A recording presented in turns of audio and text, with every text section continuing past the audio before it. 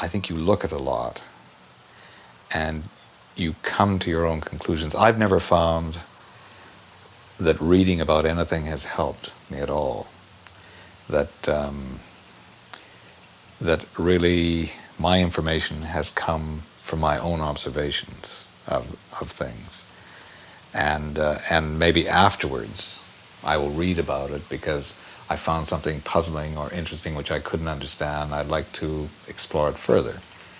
But even doing that, for instance, the thing that has always mystified me in the Middle Eastern architecture is the very florid, rich use of pattern on the floors, on the walls.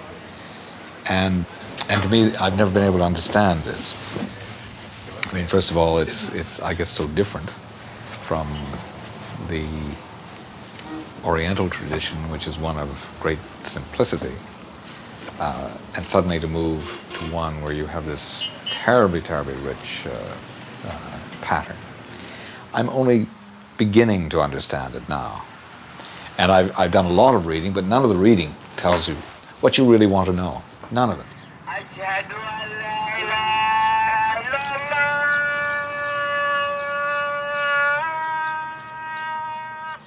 Arthur Erickson once said, "Everything I do, everything I see is through architecture. It has given me a vehicle for looking at the world." On the other hand, you might say that it's given the world a vehicle for looking at Arthur Erickson. And the world has not only looked, but given him recognition. He is, in fact, Canada's most honoured architect, and has won the most prestigious awards open to Canadians.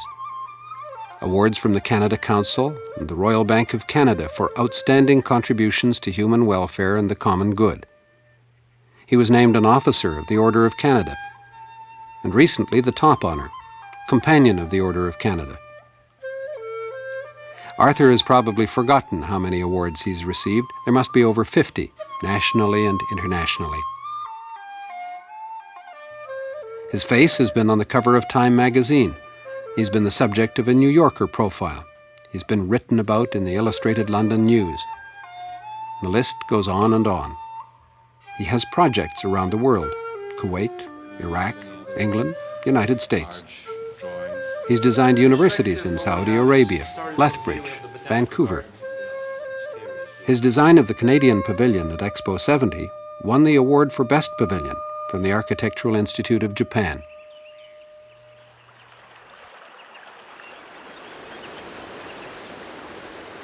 When I first came to Japan in '61, I was really not prepared for what I was going to see. And many of the temples that I expected from photographs and everything else to be extremely powerful and very subtle and represent many of the things I was striving for in architecture at the time was very different.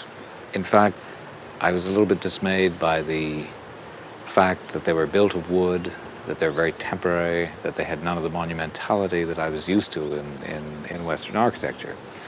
And for 2 months, I was really in a dilemma because I knew these were great works of art, but somehow or other they didn't speak to me. And then one day I vowed that a certain tea house in the moss garden of the Cocadera, which was very famous and supposed to be very beautiful, but one which I simply couldn't understand, I vowed that I would visit that tea house and I would stay in the garden until I really understood it, until it spoke to me. So I went to the garden and I spent 2, 3 hours, 4 hours, and I was getting very hungry. And I thought, well, now, how am I going to keep my vow and yet not starve? And just as I was sitting in a shelter looking across the lake, I heard a rustle in the forest, and at first I thought they were birds or maybe monkeys or something coming through the forest. But instead, there emerged a group of women gardeners who were pruning the trees. And instead of having the kind of implements that we would have to prune trees, They had very, very small scissors, not much larger than what we would consider nail scissors. And instead of sawing branches as we would do, they were clipping each leaf from the maples, and they were taking each cluster of pine needles and taking out the dead needles and trimming each cluster. And I thought, well, how absurd to be worried about a leaf or a needle when you have so many of them. And then I noticed that the area that they had been through suddenly breathed with an extraordinary airiness, and all of the plants seemed to come alive because they were given enough space, and enough room, and enough air to grow. And to me, this was miraculous, because the forest, the whole garden, which looked like an untouched natural garden, looked so much better and still untouched and natural after they'd been through. So I began to think, for someone to be able to do that, there must be an understanding and appreciation of nature and natural forms that we in the West could never understand. That we in the West had always been influenced by the human form, and that we based our sense of proportion, our sense of form, even the characteristics of vitality on the human form. And then I began to realize that what they were trying to achieve was something that had to do with the natural rhythm of growth in their buildings. They were not concerned with physical vitality as we are. They were concerned with the grace and the proportion and the aspects of growth from the infinitesimal root hairs through the roots, the trunk, to the branches, to the leaves, going from a kind of infinity to infinity, and that the lines that they used, the way they arranged their compositions, was very much determined by this idea of growth. And from then on, a whole new perception of architecture was open to me. Arthur Erickson's first architectural inspirations came from the great American architect, Frank Lloyd Wright. He enrolled at McGill, where he eventually got his degree. Of course, his roots are West Coast. He was born in Vancouver. His interests in art and design were probably inherited from his mother and father, who were both amateur painters. And when he was only 16 years old, he was encouraged by Lauren Harris to exhibit at the Vancouver Art Gallery, where he won 2 honorable mentions. His interest in Oriental art and philosophy may have taken root when he was sent to a Japanese language school and was posted to Calcutta and Kuala Lumpur. After graduation from university and a period of world travel, Arthur settled again in Vancouver, working and teaching. It's interesting to note that he designed then, and still lives in, a house that reflects those early interests in the beauty of the Orient. My house is really not a house, it's a hovel. And my needs for shelter were very simple. I only needed one space in which to live and work, but I wanted a very pleasant garden, and I wanted to bring the garden into the house through the use of mirrors and reflection. And the house basically is a one-room house that was originally a one-car garage, and onto it I added another garage, which happened to be here at the time I got the house. So I'm very happy to say to friends in the East and splendid houses that I live in a garage. And that's basically all it has been. It doesn't have extra rooms, doesn't have a bedroom. I climb up into a loft to go to bed, and it's perfect for my needs when I come to Vancouver.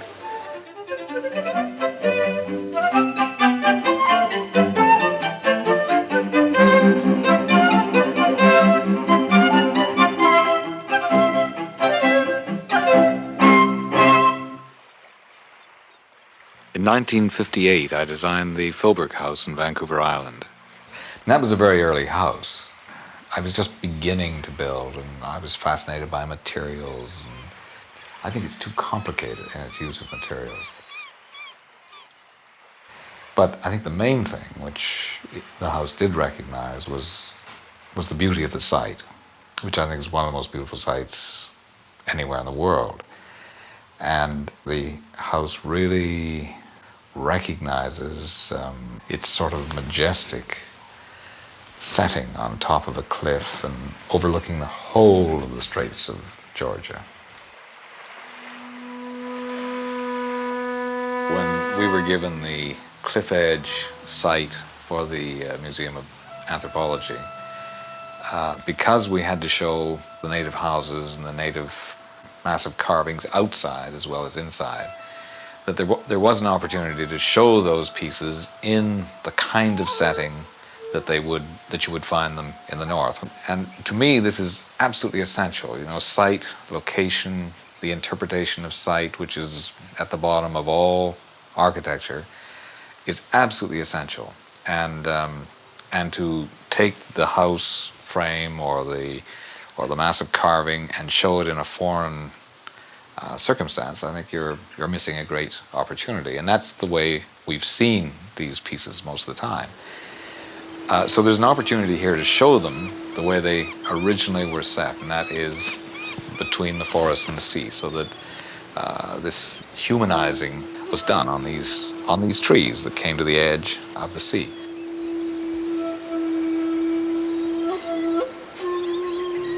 The introduction to that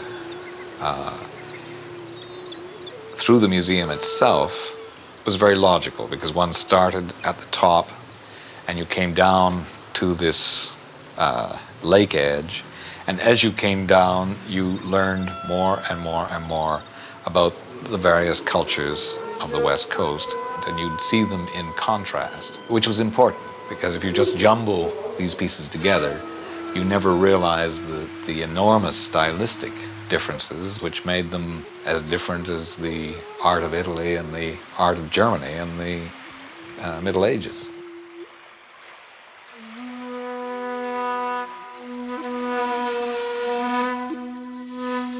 I've always felt that in placing something on the site, first of all, you want to incorporate the site in the building and vice versa. And therefore, the center of the house is the place where everything comes together, and then gradually it should disintegrate into the surroundings. And by doing that, the surroundings take over, not abruptly at the edge of the house, but very slowly. And I've always tried to disguise the point where one ends and the other begins by continuing out certain parts of the house, like the structure or the wall of glass or the floor, and then you reflect it in terraces or something out in the landscape, so that you have the maximum extension of the building into the landscape.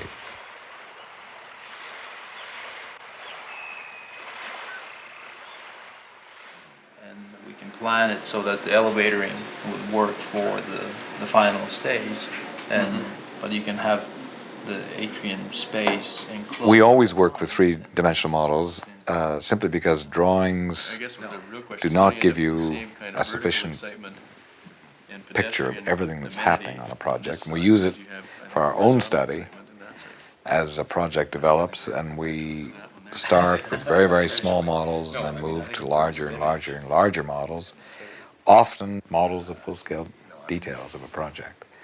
But it's also the most useful way of carrying on a dialogue with a client, because drawings are very hard to read, and perspectives really don't tell you what something is like. But models, I think, everybody understands. And it also becomes a very different and quite unique statement in the city. It almost says, look, this is the top of the city. Yeah. No matter what anybody else does. Canada and Japan are very true to their traditions, and Canada, as with all of America and South America, We've always destroyed things. We came in, we destroyed the forest to make the homestead, we destroyed the homesteads to make the city. And that's been our pattern, it's our tradition. The fact that many people don't even know their forefathers or are not the least bit interested. So we have no compunctions about getting rid of the past.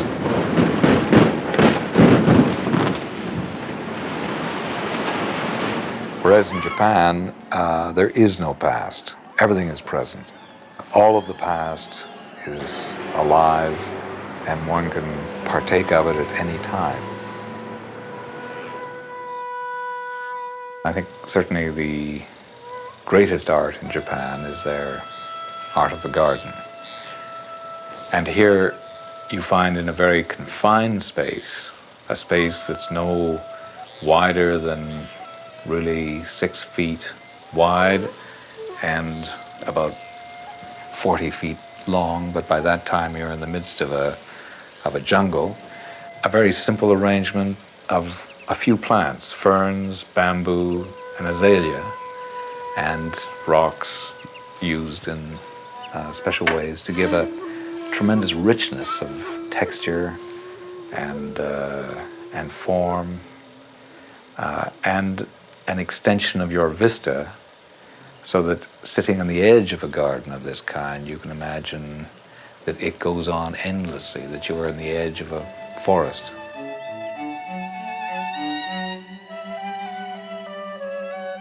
Some people would say that this garden of mine is influenced by the Japanese, but it may be in some respects, but basically it's very un-Japanese. It's absolutely wild, unmanicured, untamed, but gives an atmosphere of naturalness, which is why they think that it seems to resemble the Japanese. But one of the things that probably is important and gives it that sense is the use of water.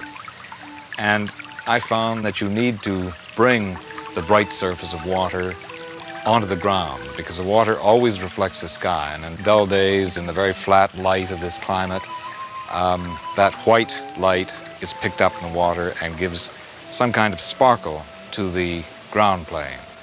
This seems to be very important in our climate, and one thing that I incorporate all the time.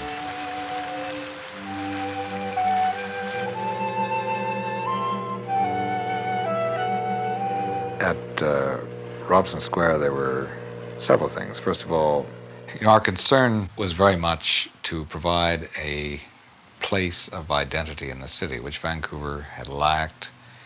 Vancouver for years had been trying to have a city square, something which was identifiable as sort of the central place in the city.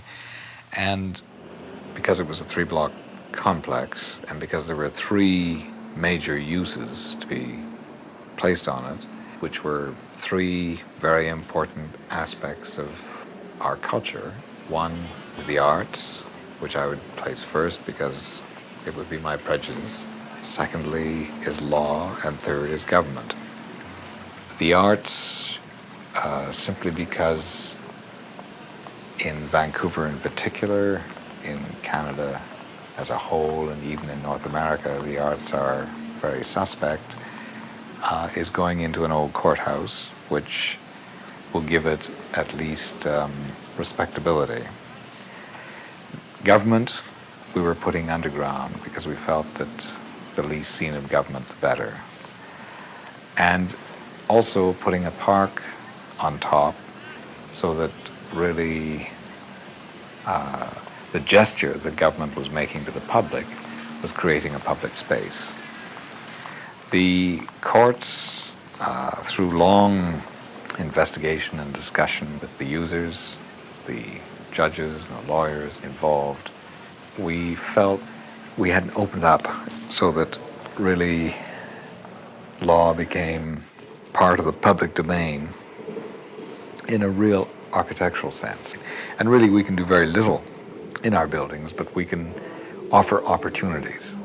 The opportunity may not be taken, but it seemed that it was important that the courthouse, instead of being a place where one entered with great apprehension, should be a place that one entered with enthusiasm, because it was much more than a courthouse.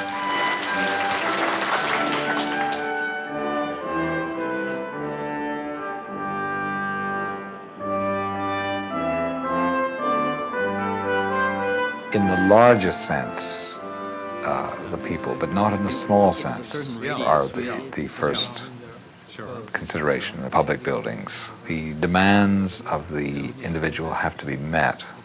But I think much more important than that is what is it doing in a cultural sense in the city? What is it doing for the city at large and not just for the individuals that are involved in that building?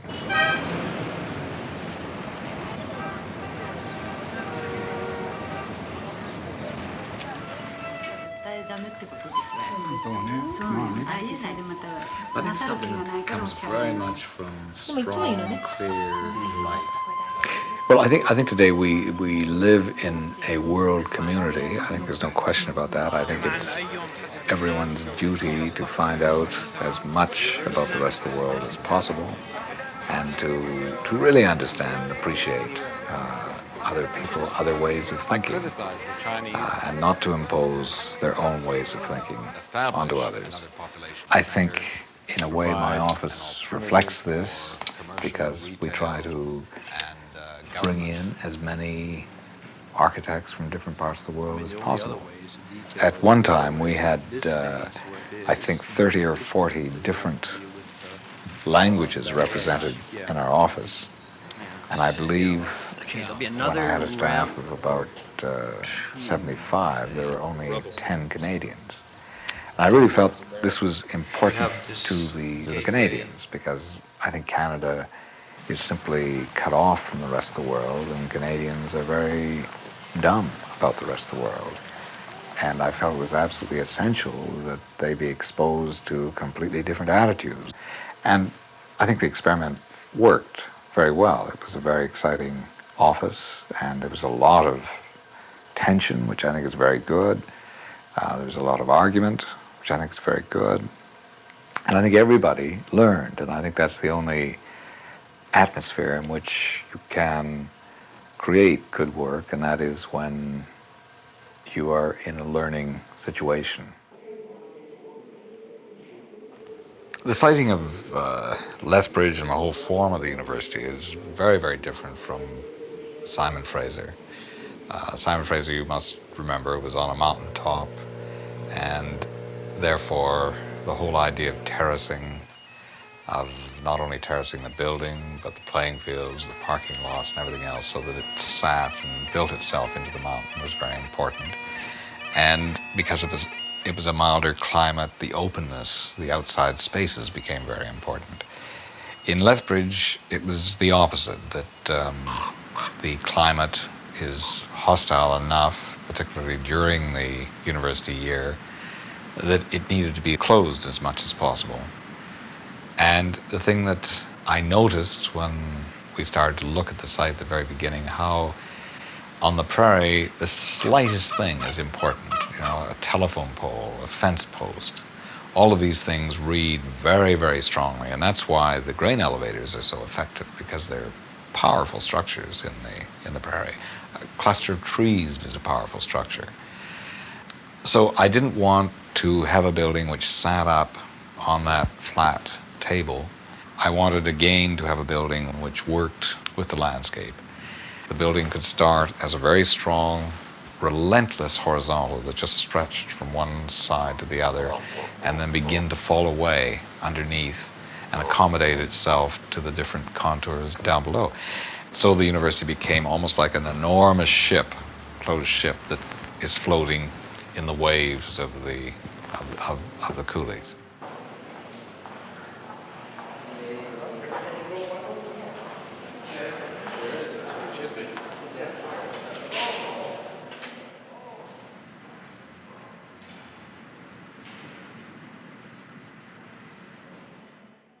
Certainly in my field, and I think in most other fields, one has to allow information to come from many sources, and not to consciously take in information.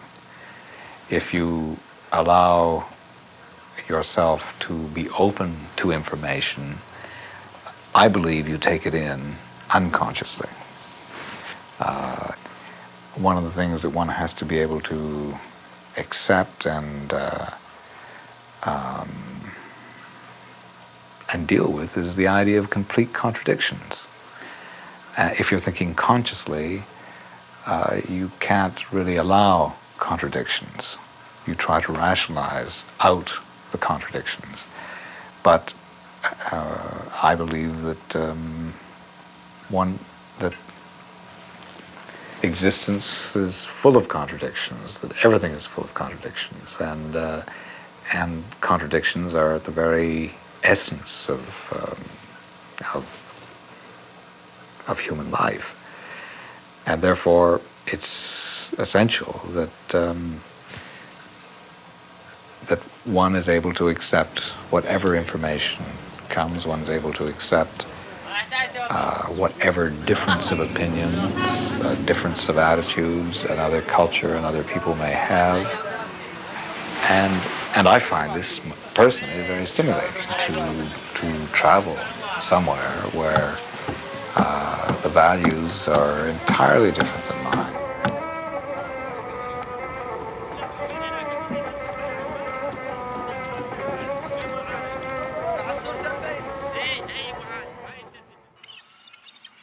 I think the mistake many people make about a drab climate as ours, a gray climate, is that in order to react to it, you bring bright color in.